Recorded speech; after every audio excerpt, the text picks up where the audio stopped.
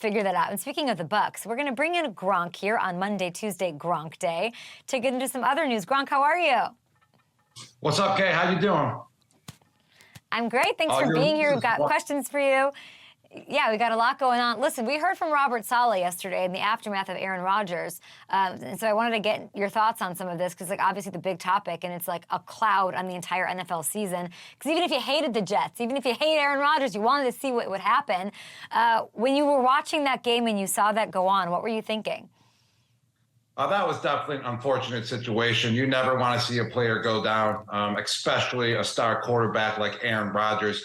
I mean, he brings so much to the table for the New York Jets. He brings so much for the fans and also for the NFL just overall. So to see a star player like Aaron go down is a very unfortunate situation. And we're just hoping that he bounces back. We don't want this to be his last year. We do not want to see Aaron Rodgers go out like that. He has a whole year to recover now, and I believe he will come back. He should not make a decision on his future right now with all the emotions that are rolling through his head after an injury like that. But we need to see him back. We need to at least see one complete year from him with the New York Jets.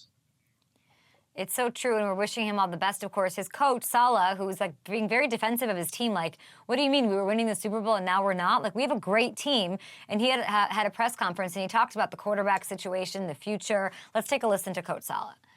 We are going to look through some things, but I do want to make it very clear, Zach's our quarterback.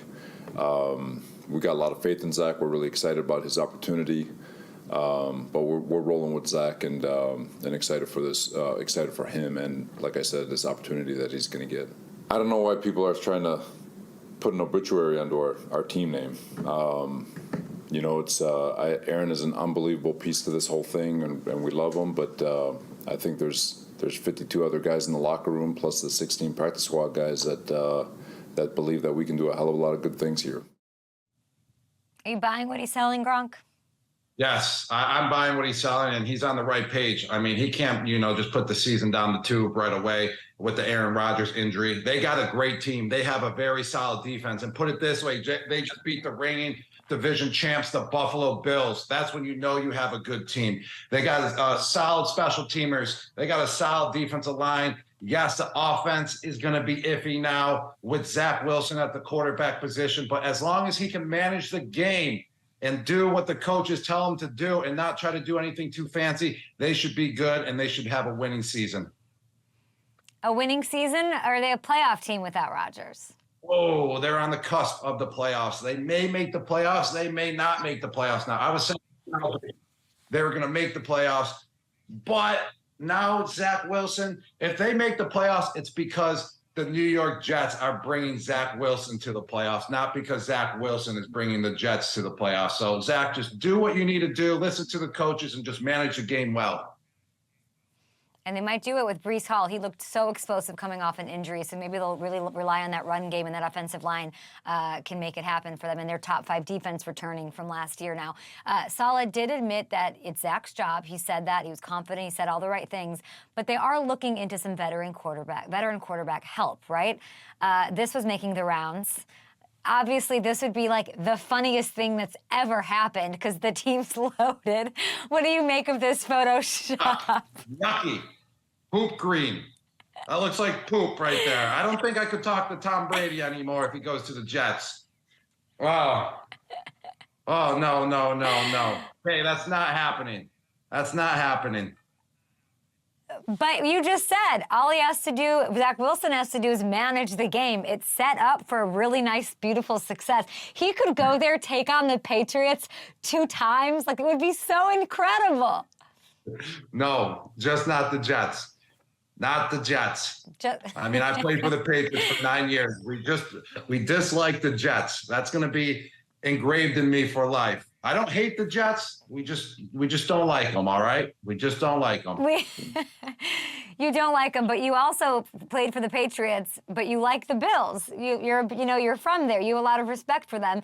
On the other side of this matchup, if this Aaron Rodgers thing didn't happen, all we would be talking about is Josh Allen. This is a guy who's got the ceiling of the biggest ceiling of any quarterback. He's so good, but he leads the league in turnovers last year. Then he comes out and it's 4 times against the Jets. The Jets were all over him. Do you think it's a Dable thing? Like, we removed Dable, so the growth and the leaps are stopping? Or, like, what do you make of the Josh Allen experience right now? You know, that is actually could be the correct answer, is that the Dable thing, the Dable experiment, is over. He had those 3 great seasons. That's when Josh Allen really took off, is when Coach Dable took over the quarterback and offensive coordinator position at the in Buffalo with the Bills. And ever since he has left, Josh Allen has struggled. I'm telling you, Coach Dable can get to his players. He's a great position coach. He's been a great head coach as well. Obviously, week 1 did not go his way with the Giants, but still, he was my position coach for 3 years. I saw him bring out the best in Josh Allen. So if you want to see Josh Allen play good again, you want to see Josh Allen be on top of his game, it may happen. He had some flashes last year, but get Coach Dable back. But he's too busy coaching for the Giants, so that's not happening. They got to figure out a different route. Well, they've got Ken Dorsey, but I do think that there's something to that. I think Colin Cowherd was making the point too, that Dable is just that special, that you saw that with Josh Allen, and you're saying is it less of like a X's and O's thing and more about relating to your player? Like, is that the most special thing about Dable? I would say both. He brings both to the table. He knows his X's and O's inside and out, but also relating to the player as well, how to get inside the player's head, to understand the player, to see how they react in certain situations, especially situations that really matter the most throughout the game and throughout practice. So that's what Coach Dable is really good at, relating to. And I felt like when he was with Buffalo, he related to Josh Allen very, very, very well. And I would say, he definitely misses him. That's for sure. All right, we're going to talk about Josh Allen, Daniel Jones, of course, and whether or not he can rebound. We're going to talk a little Patriots. We're going to talk a little Thursday Night Football with Gronk right after this break. And we're looking at your questions here. Will DJ bounce back against Arizona? I don't know. We're going to talk a little Deion Sanders as well. But we've got a Thursday night showdown. I think I'm headed to the link to watch Kirk Cousins take on Jalen Hurts. Back with Gronk, Austin Eckler on the way as well.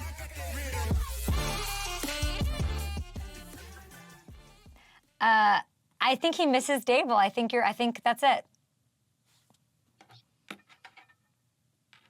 There we go.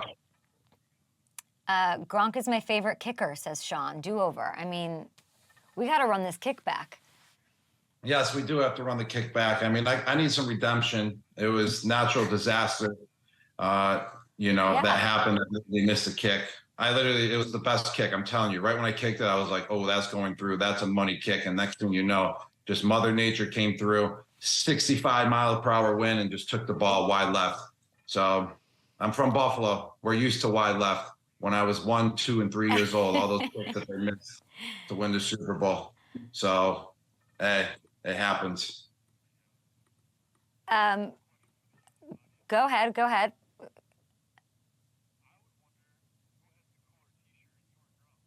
What is Gronk wearing? Gronk's got a pretty cool T-shirt on. Yeah, so I was going through my closet. I'm not wearing a cool T-shirt. Yeah, rock and roll music. That's pretty cool. You're rocking out. Rock and roll music? I don't even know. I think I slept in this. But the Damon who works here in the New York studio was like, "Are you wearing that on TV?" And I was like, "Yeah, I am, Damon." But okay, we got questions coming in. Gronk, favorite tight end after week 1? The tight end position right now is down for me. No one went over 60 yards. So I don't have a favorite tight end right now. Travis Kelce didn't play in the game. Also, Mark Andrews didn't play. So hopefully those two can come back, have a bounce back week for the tight end position. But it was embarrassing for the tight ends. I'm not going to lie. It was embarrassing week 1, but don't worry. Don't worry. We got 17 more weeks to make up for it, tight ends. Okay, we'll get into that in a little bit. Gronk, you must have been proud to see how Belichick, with an undermanned team, made Hurts look silly. I mean, it's not surprising. Coach Belichick is the best coach in the NFL. He can take his defense and he can make any offense struggle at any time. So it's not surprising to see. Also, the weather conditions, it was pouring rain throughout the game. And so therefore it was kind of on his favor. He loves when it's pouring out. But, in the end, it matters about wins and losses. They almost pulled through at the end, but Coach always is going to do a good job, especially on the defensive side of the ball. He always has a good defense, and he always has a good scheme. All right, we're back in 10 seconds. Gronk doing the overtime work for a YouTube exclusive for all of you guys watching. We appreciate it. Keep the questions coming, and we will be back with you guys on the air right now. Who's winning this game? Chiefs, Lions. Who you got? Oh, I'm going to go with the Lions. If Travis Kelce's not playing in the game, I'm going to go with the Lions. Even if he plays in the game, they still have a good chance. This has an asterisk because of no Chris Jones and no Travis Kelce. I mean, Mike Tirico saying your prediction on the Chiefs-Lions came with an asterisk. So going back to last year, in the last 10 games, they are 8-2. You got it right, though. Yes, Mike Tirico, there's no asterisk in that win. Yes, Chris Jones didn't play. Yes, Travis Kelce didn't play. But it doesn't matter. It's the NFL. There's going to be guys missing week in and week out. It's how you can overcome those situations when you don't have your players out on the field, and that's how you win championships as well. And the Lions, they were 7-2 last year to end the season, and they're still hot. And I knew they were going to be hot. Dan Campbell, he does not let go of that gas pedal. He's always fired up. He drinks about 100 milligrams of coffee in the morning because he's an absolute maniac. He seems like a coach I would love to play for. He gets his players fired up. And Jared Goff, he's a good quarterback. He knows how to manage a game. He knows how to understand what's going on the defensive side of the ball and get the team, into the best play that they can possibly be in. They got a good play action game. So just overall, they have a good team. They're going to make a lot of surprises this year. And I call it week 1. They beat the Kansas City Chiefs. They're going to be hot this year, the Lions. Did. So are they hot enough to, like the Seahawks, obviously they've had more time to prepare for the Seahawks. Seahawks lose to the Rams. I couldn't believe it. Jared Goff's old team. Now you've got the Seahawks and the Lions facing off in week 2. Who comes out on top in that one? Lions roll? Where's the game? Is it home in Detroit or is it in Seattle? I think it's in Detroit, yeah. All right, I think the Lions are going to pull away once again. I don't know. I didn't see the Seattle game versus the Rams, but I saw the scoreboard, and I just couldn't believe it. The Seattle Seahawks absolutely got steamrolled by the Rams. I mean, that was weird. I was very surprised by that. Usually division games with the Rams in Seattle, they always go down to the wire, or it's always a one-score game. But I don't know what's going on in Seattle, I think the Lions are definitely going to take this one for sure. They're the hotter team. Seattle has to make a lot of adjustments, and they're also traveling once again, and they need Jamal Adams back. He's out. I feel like he's the anchor, and he brings the energy to that defense with Seattle. So they're definitely missing him, and they need him back badly. They've got the Seahawks, then they've got the Falcons, then they've got the Packers on Sunday night. It would be very fun if they were like 3-0 or whatever to start, like if they were undefeated to go into that Jordan Love matchup in the NFC North. But I could see them winning all of these next couple of games. Then they've got the Panthers, who they faced in the preseason. Then they've got the Buccaneers. Like, they've got a pretty cute schedule. Like, they could really do some things, those Lions. Everybody's sort of a nice pick from the offseason. Let's get into this. We owe everyone an apology because you and I were very excited about putting out this, what I thought was like the most generous odds boost in FanDuel history. Week 1, we're like, yeah, let's be whatever. Like, Patrick Mahomes, sure, he can throw for 250 yards. Sure, he can throw for at least 1 touchdown, even if Travis Kelce isn't out there. And it didn't happen. I felt so bad, Gronk. You know something, Kay? It would have happened if the wide receivers for the Kansas City Chiefs caught Patrick Mahomes' passes. Then he would have went over 250 because he went for like about 226, I think, right? It was right around there. So if those passes were caught, it would have been over 250. So that was a good pick by us, Kay. It just didn't go our way. You can't win them all. But I still believe it was a good pick and the right pick to make for last week's game. You're very classy in not calling out Kadarius Toney. It's very nice of you to not say his name because that was the big issue last week. It happens. I just want to see him bounce back. He's a very athletic wide receiver. He's got a lot of skill. And I've been in situations like that before. I mean, it's more of a mental game. It's not more of a physical game. You have the traits to be a good player. You just got to get out of your head. So hopefully you see a guy like that bounce back. You don't want to see anyone in the dumps like that. It's a professional level. There's so many eyeballs on you. It can definitely put a toll on you throughout the week too, from just hearing everyone what they're saying about you. So you just want to see a guy like that in a situation like that bounce back and do well the next week.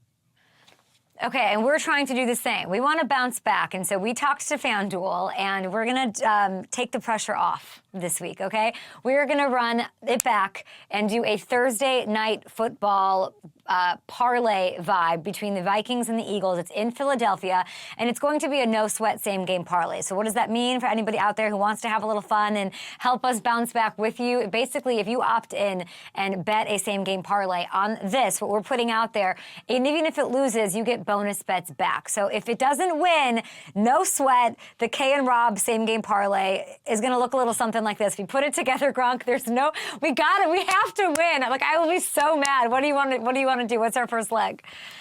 Yes. Okay, I thought we were going to win last week, but I feel like we got even a better pick this week. It's never a guarantee because it's the NFL, because there's injuries and there's a lot of things that play into it. But my first pick of this parlay is going to be with TJ Hawkinson going for over 25 yards.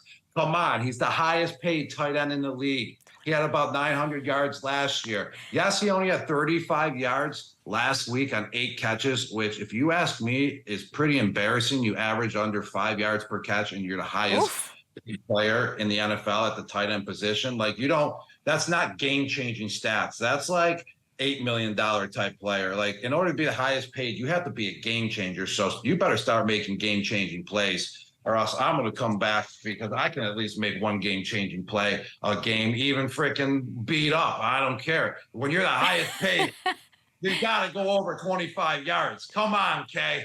And no, I'm not coming back. TJ, I mean, Gronk has issues with the entire tight end position. We're going to get into that later on in the show. I like that. That's a gimme to me. That is like, here you go, everybody, 25. That should happen. That's fine. I'm going to go with this. Justin Jefferson, 70 or more receiving yards. And that's not a lot, by the way. You just saw Mac Jones in the rain light up this defense. Like, we saw that happen. So Jefferson's coming off 150 yards in week 1. Even if they keep Justin Jefferson relatively in check somehow, 70 yards is absolutely the floor for Justin Jefferson. So that's my leg. What's your next one? Yes, and then my other leg is the Vikings to cover plus 8.5. I mean, we're all in with the Vikings, Kay, so let's go. They got to cover. They lost last week to the Bucs. They're going to cover this week. I love that. And the last leg, so this is a 4-leg parlay, guys. No sweat bet. If you opt in, you get bonus bets back, even if we lose, which we can't lose. Like, all of this sounds so perfect. I'm going to wrap it up here by saying Jalen Hurts, anytime touchdown. I don't care how it happens. I don't care when it happens. Let's get it done. He's the best red zone weapon, in my opinion, the league has, next to Rob Gronkowski, who keeps flirting with coming back and retiring and not retiring. But I think it's Jalen right now. He punched in 13 rushing touchdowns last year, and I think we see him get one tonight. So here it is. Hawk over 25. Don't let Gronk down. Jefferson, you can get 70. Come on. Vikings cover and a Hurts anytime touchdown. So there we go. Anytime touchdown scorer. And you guys can go and opt in. It's live on FanDuel Sportsbook right now. I'm going to head to the game, give a little extra luck tomorrow for Gronk and I's same game parlay. Now, I hear that I'm going to the Eagles game and the Vikings game. You, my friend, are you headed to see your boy Dion in person? Yes, I'm going to be with Fox. I'm doing their big noon game. They were there last week at Colorado. They're going back again this week. It's going to be a lot of fun. We're going to have a Gronk spike off with some of the kids, with some of the college kids out there. I'm going to be on set with the Big Noon crew, Urban Meyer, Brady Quinn, with those guys. So it's going to be a lot of fun. And then I shoot right back to LA and do the Fox pregame show once again. But I probably won't see Dion in person, but I love his energy. I love what he stands for. I love the way that he's handling everything at Colorado, and he's bringing the best out of his players. And you got to appreciate when someone brings the best out of the players. That's what makes the game of football so much fun to watch, is when everyone's going all out. So they're 18th ranked right now. They're taking on Colorado State. That's the game you'll be on for Fox, which is amazing. And he's killing it. I was at the Monday Night Football game, Bills-Jets, and I was in the FanDuel suite with some of our FanDuel family. And they said not only, obviously, that we all know that that Colorado game outrated the night game between Texas and Bama, but they told me that we at FanDuel had more bets on the Colorado game against Nebraska last weekend than they did the Texas-Bama primetime game, which I think is, like, insane. I am all in on Dion. Yes, I'm all in with Deion as well. I'm all in with the University of Colorado. The only problem I have with Colorado is that they're in the same conference as the University of Arizona. They're down. So Colorado is my second favorite team because of Deion. I can't hate on him. I love Deion. He has interviewed me before. I have met Deion plenty of times. I love his enthusiasm. I love his energy. He's electric, and you got to appreciate that. So Colorado is my second favorite team. But yes, forget about Alabama. Forget about LSU. No one's talking about them anymore. Colorado is going to be like USC when it was in its prime in about 2007 with Reggie Bush and Matt Leinart. They were the stars. They were bigger than NFL teams. Colorado's going to be the same. They deserve it. It's an electric atmosphere, and it's going to be so much fun to be there this weekend. This weekend, but not when they're taking on your team in November. At that point, we're going to have some sort of Deion Sanders, Rob Gronkowski face-off situation. I can't wait for that. Listen, what do you make of your boy? I know Travis Kelce wasn't out there last week. We talked on the show about him, and you said, please date Taylor Swift because you guys will be like the Ken and Barbie of football. You said that. Now, listen, you've manifested this. They're quietly hanging out reportedly. How do you feel about that? I mean, like I said, I think they would be a great couple.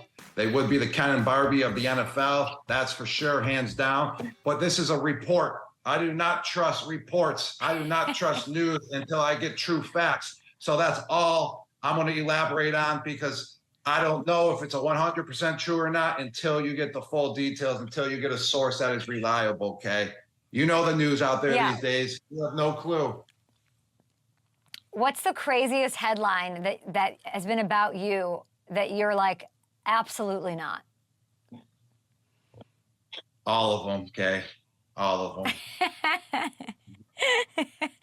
All of them, he says. Okay, all right. Another prediction, my friend, you had last week, one that's not off to the best start. The Steelers are going to win the AFC North, okay? And you said that we both thought they'd beat the Niners. They would have a chance to, but they get trounced 30-7 at home. I think, I talked to Deebo Samuel about this yesterday on the show, like, they look the most ready to go, this Niner squad. Like, they look amazing. Was it more about them, or are we worried about the Steelers? I would say it was more about the 49ers. 100% hands down. Yes, the Steelers are still young. They still got to put it together on the offensive side of the ball. They had a lot of turnovers, just a bad first half of football. And if you can't come back when you dig yourself a hole like that in the second half, that makes it too hard, especially with their offense. They don't got really any playmakers that can go down the field and just turn the game around that quick. So they're going to bounce back. It was just week one. They're going to make adjustments. Coach Tomlin's going to make adjustments. I'm still predicting that they will win the AFC North. I'm not going to pull away from my bet just after week one. If things are still going down south, for 10 more weeks straight, then I might have to switch up my winner, but I'm still going with the Steelers to win that division. The 49ers, they are legit, though. They are one of the best teams in the league. The Dallas Cowboys and the San Francisco 49ers definitely won week one, and we'll see what they got. But, let's roll the tape, Kay. Let's roll the tape. It's Predict-A-Gronk with Gronk's biggest NFL season prediction. And here he is with his pick, Rob Gronkowski. What do you got? Yeah. Predict-A-Gronk. Here we go, Kay. As much as I just hyped up the 49ers, they have a big division game versus the Rams, and the Rams can play them tough. They got Aaron Donald. They got Matthew Stafford. This game is going to go down to the wire. It's either going to end with a game-winning field goal or it's going to end with a game-winning touchdown drive. Bet on it, Kay. Bet on it, okay, guys. Head on over to FanDuel Sportsbook or head on over to the bar or the water cooler to have that conversation. We love it. All right, we're going to take a short break. Hey, thanks for watching. Subscribe here to get the latest Up and Adams content right on YouTube.